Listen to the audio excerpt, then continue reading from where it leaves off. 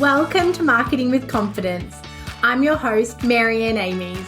We're going to be talking all things digital and online marketing for business owners and marketing professionals. If you've been feeling overwhelmed by your digital marketing, be sure to listen along and you'll hear tips, interviews and more that will give you the confidence to create marketing you love. Welcome back to another episode of Marketing with Confidence. I'm so excited to be joined by Leanne Woff, and today we're going to be talking about how to outsource successfully. Thanks for joining me, Leanne. Thanks so much for having me, Marianne. I've been so excited to come on here with you. Thank you. Me too. Well, for everybody else, because I already know you, but introduce yourself and tell us how you became a passionate OBM and OBM coach. So I am Leanne Woff.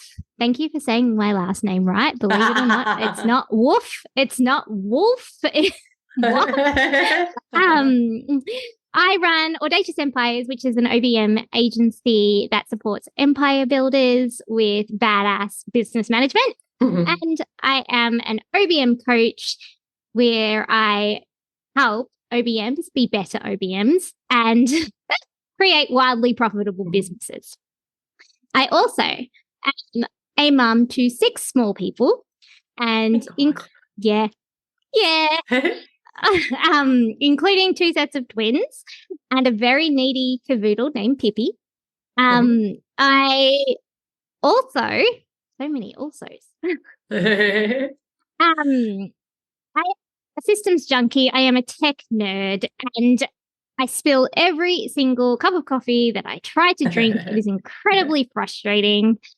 And I kind of fell into the OBM world. So it's actually interesting how I became crazy obsessed with the OBM industry and therefore a coach. And it comes down to really when I started out in the VA industry, it was very different to what it looks like now. And I treated my business as a business because my family's history is business. And I got some really quick traction. And then I kept getting compared to cheap overseas options, which is fine, except for the fact that I didn't want to be compared. I was getting very frustrated. Like, that's not what I am. And I don't want to have to prove that that's my skill set. Like, my skill set is so much more than that. And then my coach said to me, it's because you're an online business manager. And I went, oh. So then I learned all about being an OBM and loved it. And then I worked with a lot of different clients. And then some of them I worked with in an integrator role. So a little bit more of a strategic position. And then I had lots of clients talking to me about their OBMs and how frustrated they were. And then the OBMs being frustrated with the clients. And so I was in this really interesting position where I could see both sides of it. And then went, this is terrible. Like, these people need help. And a lot of times the OBMs didn't know what was wrong or what was happening, and they just felt like they were epically failing. I'm like, well, no, you just don't know. And then one of my clients ended up saying to me, you have to help them. Go and help them. And so that's how I became an OBM coach. I love that. And it's so, I guess I can relate in the way that social media sort of became a flavorful service of VAs as well. And, you know, I've had a very, I guess for my business, I've had a very strong preference to local staff. So I like my staff to be local. That's one of the things that we stand for. You know, we do web development, we do social media, but we do it all here. And yes, that means that we're not as cheap as other options, but there's a lot of expertise. There's a lot of like local market understanding. You know, there's so much more. And it's so hard when all of a sudden the service that you provide, that you are providing at a fair price of the worth of expertise, is then compared to a service overseas that maybe doesn't have the same expertise or understanding strategically, but is like a quarter of the price. Yeah. And I think it's part of market education as well, because if you know that you have a hole in your business and you know it needs to be filled, you know that gap is called social media. So then you just Google, right? Yeah. And then you're looking at, well, this person is 4 times as much and I don't really know what I need, so I'm just going to start here.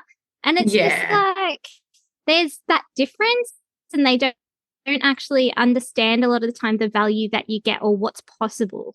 And then it's a very different relationship as well. Yeah, and I love that. I guess, when I think online business manager, what that encompasses, because there is so much more. Again, sometimes business owners start an online business and they're not tech savvy, and they're not, they're good at the thing, or they're passionate about selling something, but they actually don't have the savviness of all the other things. And yes, you can get someone in to give you ad hoc support or to take over some admin tasks, but can that person holistically look at your business and actually start to proactively show you solutions or help you redesign it to flow better, and, all those extra things? Yeah, that's exactly right. And I think too, there is a bit of a, because the virtual assistant industry as an industry, it has rapidly evolved.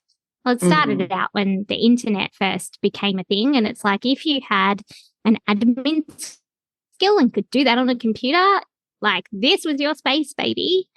But then technology just expands so quickly that then so did this role, because then it becomes okay, what is your position here? What is your specialty? Because it's not just admin skills that get done now. You can be a graphic designer. You can be a social media marketer. You can be and specialize in anything as a VA still operating online. Whereas an online business manager, it's more focused on systemization, process, operations management, project management.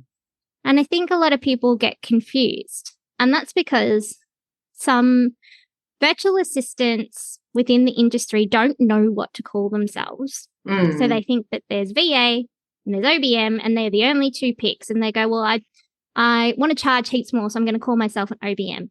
Or, no, I do more than general admin, so I'm going to be an OBM. It's kind of watered down the definition a little bit for the audience at large. Which is hard, and because it becomes an education piece. Yes, exactly. Exactly. And then you get people being frustrated because they've worked with OBMs before and it hasn't worked, and it's like, but have you really?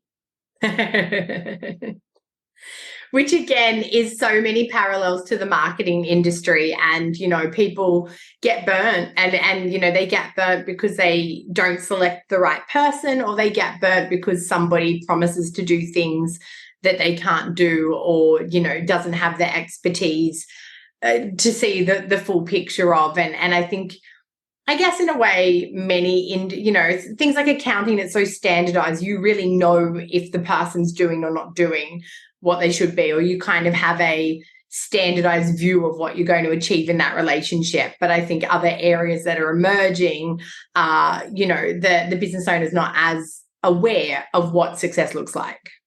Yeah, and I think that's it also has an impact on the service provider side, because then too, as an OBM, you meet with clients and they say, oh, I've done this before and it hasn't worked well. And then you think, okay, is it the client or was it the service provider? And then you've got to come up with your own criteria of being able to either educate or then weed out these people that just have impossible standards that no one can compete with, and then come across in a way that's not derogatory to anybody. Just makes it very difficult. You're so right. It can be so hard to work out if it's the client that may not have realistic expectations or be too perfectionistic or what it might be, or if it's a service provider. Yeah. And it's so hard because immediately you feel empathy for them because it's gone wrong. But then sometimes months down the track, you realize, oh, okay, I see why this happened. So now I guess that we understand a bit more between an online business manager and a VA, what do you think are the qualities to look for that's going to give us the best chance of success? Amazing. I love this question so much. And my answer to you is going to be stop looking at the skill set. Which sounds counterintuitive. Yeah, it does. Yeah. So if this person is an OBM, then we already know that they should have skills in project management. They should understand how a business function operates, how to streamline, how to systemize. They're the things that we want them to kind of do. But that comes with the job title. So what is it, the things that we want to look at that's going to really change the way you work with someone and the impacts that you get? So in my opinion, the biggest thing is you want somebody who has a personality that you can connect with. Because if you don't get along with this person, it's not going to work. Yeah. Like you need to be absolutely. working really, really close with them. So imagine having to work that close with somebody every single day and then go, I have to talk to Leanne again. It's not going to go well. So that's my first thing, is check out the personality, like have a conversation, see if you can joke, see if you can have, a smooth chat without it being ultra awkward. Then I think you're looking for proactivity. So the worst thing I think that business owners can experience is when they get in an OBM and they expect that somebody's going to come in and start helping them, and all they get is a whole bunch of questions but how would you do this? Or what should I do? When really an OBM should be able to come to you with a problem and a solution. Yeah. Or they should be able to look forward and go, I'm seeing these things. Have you ever thought about doing it this way? Or have you seen that in 3 months, we're going to have no leads because we stopped marketing?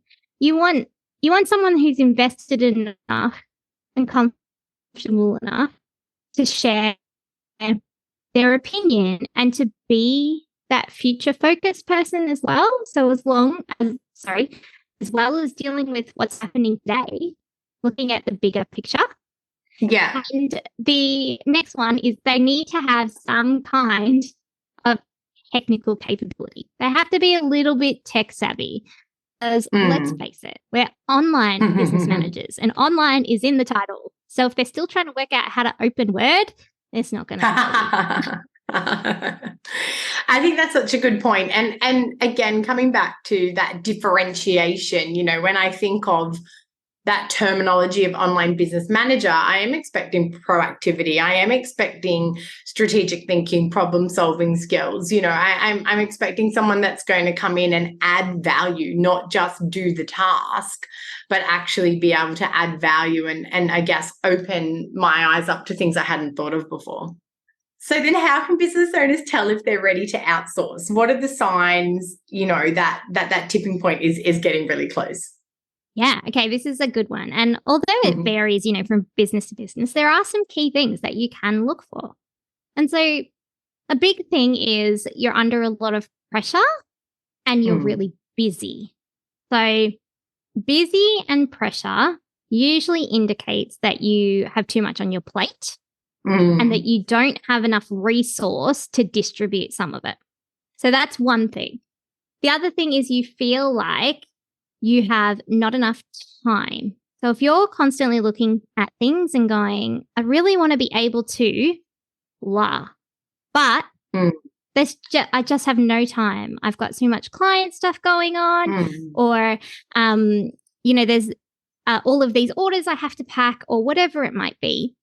And there's never enough time to do these things that you really know you should be doing, then that's another indicator. Or a good one is you really want to do something, but you simply don't have the skill. I've been trying to do this. I've tried 14 times. I can't get it to work. I give up and I'm just not going to do it anymore. Usually it's just that you need some extra expertise in. And so there's all different ways that you can outsource. You can get someone on your team regularly. You can get someone for just a once-off project. You can get someone for big chunks, little chunks. Like there's all these variations. And I think sometimes we try and fit into a box of, if I can't do it this way, then the way that I need doesn't exist. The other thing is how is your team going? Because there are business owners who will have some contractors or they'll have some staff and they're still, everyone is at capacity or stretched too thin, or need some kind of help, and then they might not want to hire another person, or they don't have the right skill set within those contractors, or they just want a little bit of extra support. So when you start getting feedback from your team that things are a bit hard, that's something that you need to look into too, because we don't want our people burning out. And then this one is a big one. If you notice that you've gotten your business to slowly grow, we're growing, and then we've stopped, kind of hit that ceiling. Usually it's a capacity problem or it's a space problem.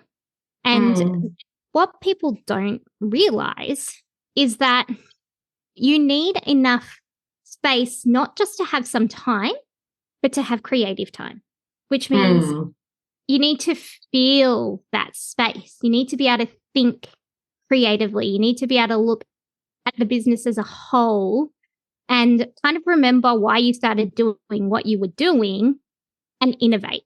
And you can't do that if you're stuck in the day-to-day or you're constantly under the pump. So if you've noticed that your growth has kind of stagnated, a lot of the time it can just be related to capacity. And that's a great time to outsource or consider it. Amazing. They're really good points. They're really, I think, everybody sort of always focuses on, if you're doing things you shouldn't be doing. But I think they're really, really insightful points into signs that you need to, that you need to outsource more. And I think the capacity one, especially, as well as the space for creativity, because it's true, when you're so bogged down, that time for new ideas, that time for growth mindset, for, what's next, was that you just don't have it. No, and you're exhausted. Like, let's be honest, I know that when I'm, happy and excited about work, I have the best ideas. When I am just trying to get through things, like, mate, I just want to go to bed.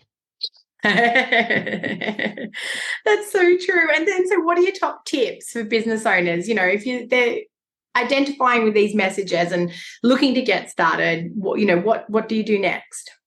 Yeah. So the first thing is to know what you want. And this is where you do more of that. Okay, what am I currently doing with all of my time?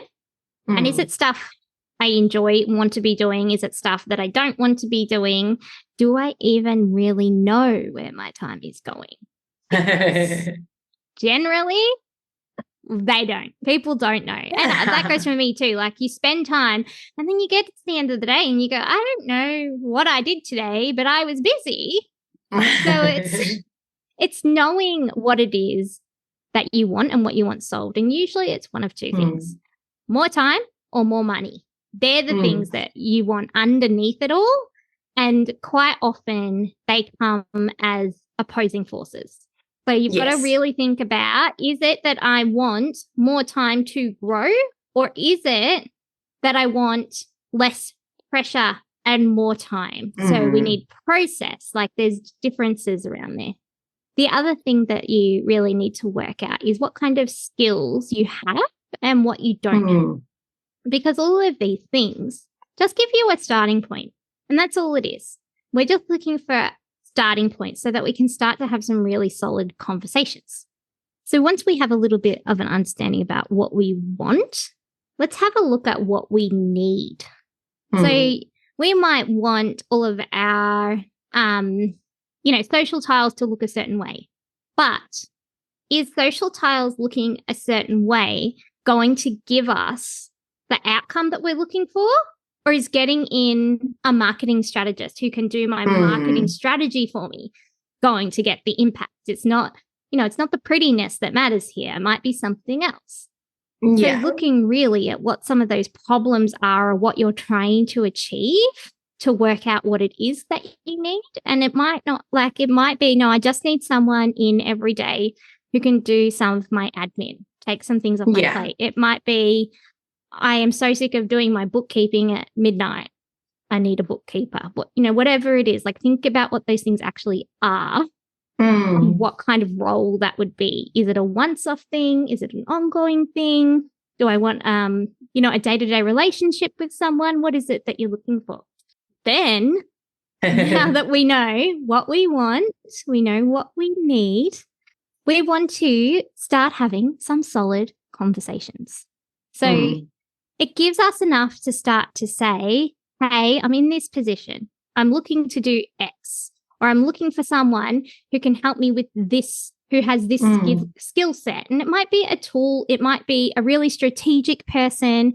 It might be someone who is forward thinking, invested, who can, I can trust, that will be able to manage multiple things at one time. Or it might be, I'm looking for a kick-ass graphic designer who will come up with things I've never thought of before. And then have a look for those people. Like there's lots of different VA networks, and you can find them online. So there's like Virtually Yours, Virtual Assistant is a big one. And Rosie, who runs it, is amazing. But there's lots of different online communities where you can at least get some recommendations. And then once you can ask for referrals are the best. Like if somebody has worked with someone who wants a similar thing to what you're wanting, that's a really great place to have a conversation.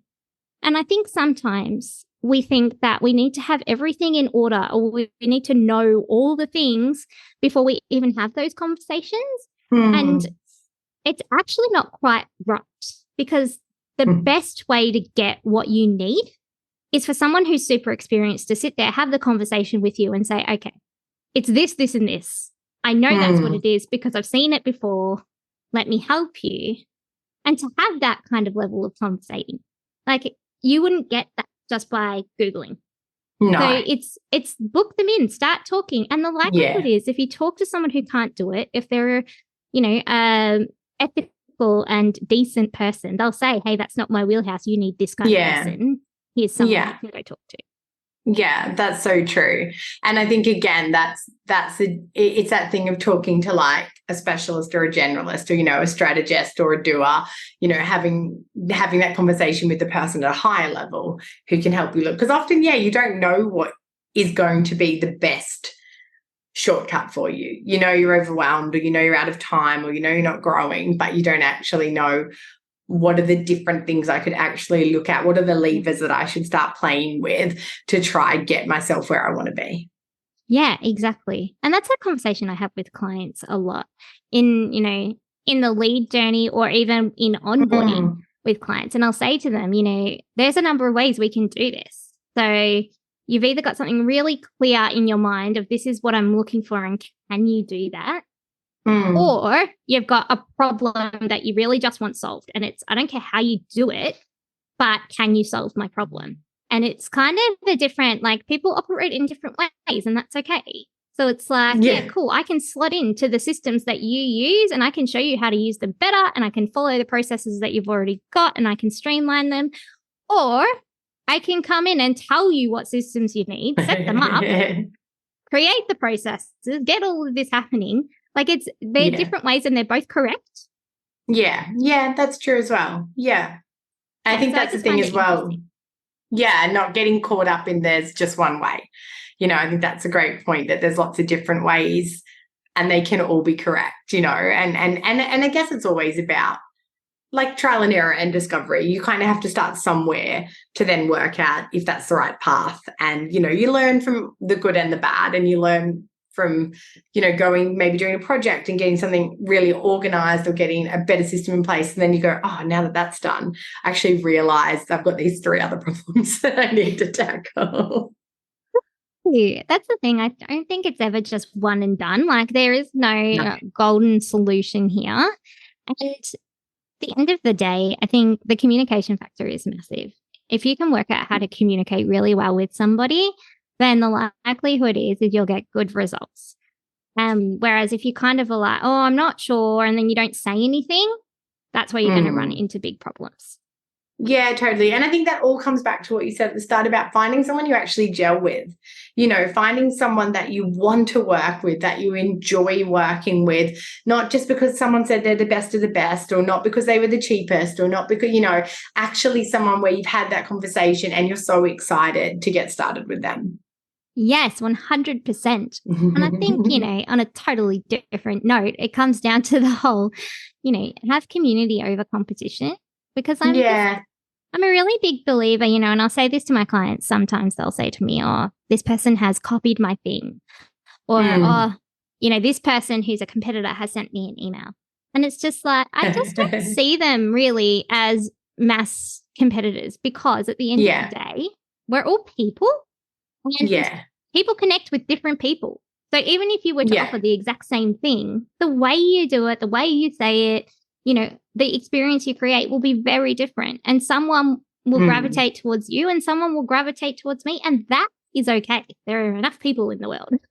Oh, exactly. And there's enough work to go around, and I think you've got to find the people that you align with. And I think that's that real scarcity mindset, like the clients you have where they monitor their competitors so closely. They're always looking at what the competitor's doing and trying to change and adapt and compete. But really, the other thing that you often don't realize is you're watching person A, but there's person B, C, and D that you don't even realize. We're all very attuned to who's in our circle, and you see certain people in your circle and you think, oh, they're everywhere. Everyone knows them. Then you talk to someone else in a different circle. They're like, I've never heard of that person before. And it's kind of like that with competitors. You see a little segment and think that's your competitive market, but there's all these other people out there you don't even know about that are doing the same thing and winning business, but you're winning business. And I think it's always looking for the best fit for you, whether that's the best service provider to service you or the best client or the best service you can give to a client, and not getting too caught up in all the worry of what could happen if all the clients get taken. Yeah, that's the whole thing. It's like, I don't know, we're so good at just looking at our little sphere and not even realizing that we've done it to ourselves sometimes. Yeah. So, even if in Australia you have a look at it and you think about how many people that are millionaires, and it's like, oh, you think there probably wouldn't be that many. And there's 1.8 millionaires in Australia. Oh, wow. And and it's like, if you looked at all your friends and went, okay, there's no millionaires here. Your perception is that there is hardly any. But in this sphere that's bigger than you, people you haven't heard of, seen, that probably aren't online and big and flashy, like they just know what they're doing. You have a really targeted strategy and have created their version of success. Like there's 1.8 million of them. Which is crazy. Yeah, so true. And exactly right. And I think that all comes down to create their version of success. I think that's a really great way of putting it as well, because everybody wants something different. And it's so important to stay focused on your dream and your goals. Yeah, 100%. So important. Now, to wrap up, I'm going to ask you some of my favorite questions because we didn't get to them yet. So tell me about your favorite business book. My favorite business book is actually one of my clients, Kate Toon. She just released her new book a few months ago. And every time she releases a book, I'm just like, this is hilarious, so I must read it. Well, she's got such a great personality. Doesn't she? And the whole thing, when somebody writes a book, they leave their personality behind. She doesn't. So it has all the quirks, and I love it when you read a book and you can see the person behind the writing. So at the moment, that's what I'm reading. And, she gives such great money advice and solid productivity advice. So it's things that you can apply straight away, but also in a really like a funny, smart, casual conversation without the judgment behind. So you can put and do. And I'm a doer. So it's always going to work really well for me. So it's called 6 Figures in School Hours. So that's my current fave. Love that. And then who's your best follow on social media or a podcast? What can't you get enough of? Right now, my best follow is Fiona Johnston from Peach BM. Oh, yeah. I just adore her. And I was thinking when you asked me this question, I'm like, oh, I'm going to have to pick someone. Who do I pick? And then I started to think about the people where when I'm doing the scrolling, like who is it that every single time I see the name and I stop? Like that's why. Or that I actually go searching from. If they're not in my feed, it's like, feed's one of those people. Everything that she, just the way she puts things really resonates. Oh, I love that. And finally, what gets you out of bed every day? What's your big motivator? People, 100%. The fact that I know that Chloe will be here at 8:45, ready to have coffee and talk, and I'm so excited. I love that. Feels nice. Yeah. Yeah. That's me. Oh, amazing. Well, look, thank you for this wonderful conversation. I think so many good thoughts and great advice in there as well. So where can people find you and follow you and learn more? Thank you so much for having me. It's been a blast. If people want to connect with me, you can do one of two things. Look for Audacious Empires anywhere, or you can look for Leanne Woff anywhere. So you got options based on how great you can spell. Amazing. Thanks so much, Leanne. It's been so much fun, and I look forward to talking to you again soon. Amazing. Thanks, Marianne. Have a great day. You too. Hey, thanks for listening to another episode. If you don't want to miss one, make sure you subscribe to the show in your podcast app. And if you love it, be sure to share it with friends and colleagues who you think could benefit from increasing their digital marketing confidence. Want more? Head to marianneamies.com to find out how you can work with me directly, to reach out to have me speak at your event, or to grab yourself some free resources.